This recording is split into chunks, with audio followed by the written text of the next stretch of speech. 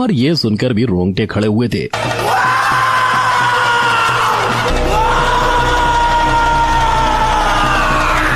और अब कंतारा के एक लुक ने रोंगटे खड़े कर दिए हैं। पर फर्स्ट लुक देखकर सब परशुराम या शिवजी के वंशज होने की डिबेट में अटक गए हैं। लेकिन इसकी डिकोडिंग से पहले फैक्ट भाई इस सीन पे लाइट डालेगा,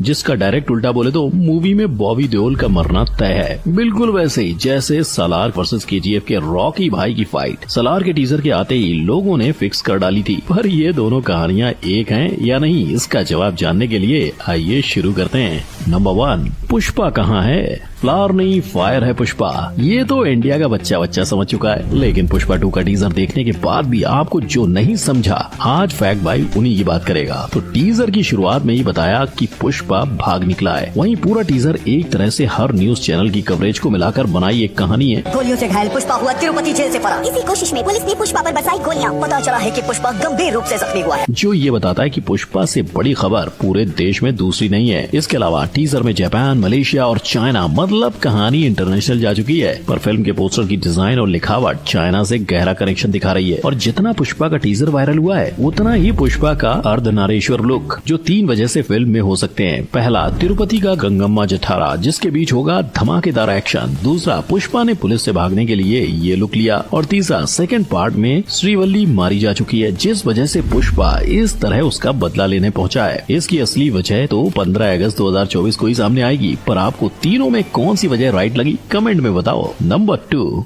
वर्दी जिसकी जान। सोल्जर्स की ड्यूटी है देश की रक्षा के लिए दुश्मन की जान लेना। इसी सोच ने सैम मोनिकशॉ को सैम बहादुर बनाया था। और 1 दिसंबर 2023 को रिलीज हो रही इस फिल्म के ट्रेलर ने साफ कर दिया है कि फिल्म में नाम की डायलॉगबाजी नहीं, अपनी लाइफ में 5 वॉर देखने वाले एक आम आर्मी ऑफिसर से इंडिया के सबसे पहले फील्ड मार्शल बनने वाले उस ऑफिसर की कहानी है, जिसने कभी भी अपनी जान को अपने वतन के ऊपर नहीं रखा। और ट्रेलर देखकर ही आप ये भी समझ जाओगे कि मेघना गुलजार ने इस फिल्म में हर एक छोटी से छोटी डिटेल को इस तरह मूवी में इंक्लूड किया है कि आप उन्हें नोटिस किए बिना रह ही नहीं सकते। जैसे उनके वर्दी पे लगे स्टार्स और दूसरे बैचेस। यही नहीं, फिल्म में उनकी फेवरेट बाइक भी दिखाई गई है, जिसे उनके दोस्त 1000 रुपए भेजने का प्रॉमिस करके पाकिस्तान ले गए थे, पर वहाँ पहुंचकर भूल गए। और जब 1971 में पाकिस्तान ने अपना आधा हिस्सा खोया, तब सैम बहादुर बोले कि उन्होंने 1947 में लिया लोन आधा देश देकर चुका दिया है। नंबर 3, पापा मेरी जान। उन्होंने नरेशन खत्म किया, मैं कुछ बोल नहीं पाया, मैं सीधा अपने बाथरूम में गया और मैं अपने आप को शीशे में देख रहा था, थिंकिंग कि यार ये क्या सुना दिया इसने, मैं ये कर पाऊंगा कि नहीं। और ये कहना जायज भी है, क्योंकि एनिमल के ट्रेलर का पहला ही सीन काफी तगड़ा है। पापा सुनाई दे रहा है, बेरा नहीं हूँ मैं। लेकिन जहां रणवीर पहले सीन में माइकल जैक्सन के फैन होने का दावा कर रहे हैं, कॉन्सर्ट हो रहा था बॉम्बे में, you knew what a big fan I was of Michael Jackson, वहीं वो दावा कर रहे हैं वो आपको मूवी के पापा मेरी जान सॉन्ग में साफ साबित हो जाएगा। वहीं मूवी की सबसे हिडन कैरेक्टर लॉर्ड बॉबी है, जिसे अभी तक एक भी डायलॉग नहीं दिया गया। ऐसे हिंदी में बोलेगा तो समझ में आएगा ना। मगर खबरों के मुताबिक शायद ये मूवी में एक म्यूट विलेन का रोल प्ले करेंगे। और पूरे ट्रेलर की हाइलाइट्स की अगर बात करें तो वो थी बॉबी और रणवीर की फाइट। मगर इसमें भी एक हिडन मैसेज है। इसमें बॉबी रणवीर को बेरहमी से मारते हैं और वही सीन कट किया गया है। परफेक्ट भाई की माने तो भाई लोग ये सीन देखो, ये वही फॉर्मल पैंट है जो रणवीर ने उस फाइट में पहनी है। और पापा में जान के आखिरी सीन में जो प्लेन दिखाया था, शायद उसमें रणवीर बॉबी को ही मार के वापस आ रहे होंगे। पर इस सब के बीच बॉबी का ये नेकलेस और एनिमल मूवी के लोगों के सेम आकार होने के फैक्ट को भी नजरअंदाज नहीं किया जा सकता। नंबर 4, प्रीक्वल से सीक्वल तक रॉकी भाई वर्सेस सालार होगा। ये सवाल लोगों के दिलों में तब से है जब से सालार का पहला लुक सामने आया था। और टीजर के बाद तो लोग रुके ही नहीं। किसी ने केजीएफ के आर्मी सीन को कंपेयर करके सेम बताया, तो किसी ने कहा कि केजीएफ का फरमान मरा नहीं और वही बनेगा सालार। लेकिन सालार के सीक्वल के साथ दोनों फिल्मों में गरुड़ा के होने से इसके प्रीक्वल की थ्योरी भी आई है।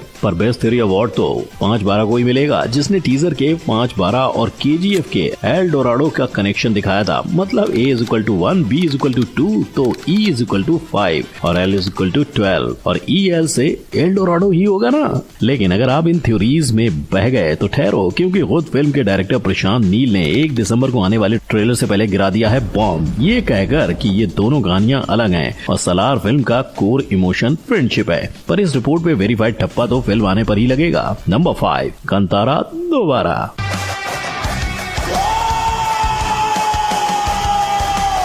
यह आवाज कई दिनों तक थिएटर्स में गूंजती रही, इतनी कि 16 करोड़ में बनने वाली कंतारा को लोगों ने करीबन 400 करोड़ दिलवा दिए। और वही मैजिक दोहराने कंतारा चैप्टर 1 आ रहा है, और जहां पहला मूवी सस्ते में बनाया था, वहां दूसरे मूवी के पहले 125 करोड़ खर्च किए जा रहे हैं। इसके साथ साथ मूवी के बारे में बताया जा रहा है कि ये कंतारा का प्रीक्वल यानी पहले की स्टोरी रहेगी। और अगर आपने इस पर ध्यान दिया होगा तो इस परिवार का साम्राज्य 4वीं सदी में था। इस परिवार के वॉरियर्स 3 आंखों वाले और 4 हाथों वाले थे, और कहा जाता है कि इनका जन्म शिव भगवान के पसीने से हुआ था। वहीं दूसरी थ्योरी कहती है कि कदम्बाज शिव भगवान और भूदेवी की संतान है, और ऐसी ही डिटेल मूवी के पोस्टर में भी छुपी हुई है, जिसमें एक सर्कल में से कई डकैत लड़ाई के लिए आते हैं, वैसा ही सर्कल जैसे कंतारा में दिखाया गया था। मतलब एक बात तो तय है कि दोनों ही मूवी आपस में जुड़ी होंगी। नंबर 6 डंकी। पूरा हिंदुस्तान आज लुट पुट गया है, क्योंकि SRK का 2023 में तीसरा मूवी जो आ रही है। पहला ऐसे 2004 में हुआ था, जब स्वदेश, वीर ज़ारा और मैं हूं ना एक ही साल रिलीज हुई थी। पर डंकी SRK की सबसे यूनिक मूवी में से एक रहेगी, क्योंकि इसमें वो पहली बार राजकुमार हिरानी के साथ काम कर रहे हैं।